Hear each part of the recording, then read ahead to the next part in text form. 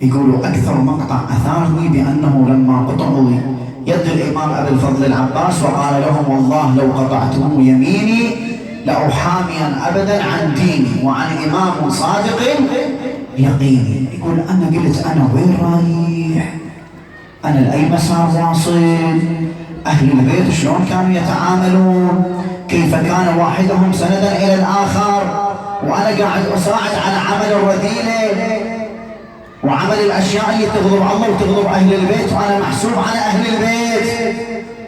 يقول: أنا بالفعل قبل ما ترجع أنت، يقول أنا رجعت للبيت، فقط هذا الكلام أثر بي.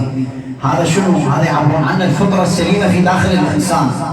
مرات إنسان يغثك بحكاية تظل بقلبك، تظل تاكل وتشرب وياك بتعبير عنه. بس خلي واحد يضربك، لربما هاي ضربك طيب يروح أثرها، لكن أثر الكلام وين يكون؟ يكون في القلب. يقول: فهذا الرجل هذا الكلام أثر بي، رجع للبيت مسك هاي الآلات الموسيقية كلها، يقول كلها كسرها. قالوا له: أنت شلون هذا رزقك عليهم أنت عملت بها؟ قال لهم: لا، أنا راح أعقد صفقة مع الإمام أبي الفضل العباس بأبي وأمي، أنا بعد راح يكون رزقي علي، ما أريد هذا الرزق اللي يجي من آلات الله وآلات الطرب، أنا بعد ما أريده.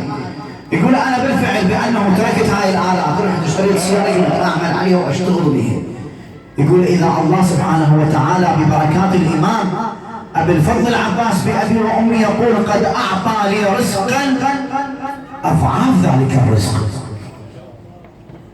صلاة الابن محمد وآل محمد. إخواني، اللهم صل على محمد وآل محمد.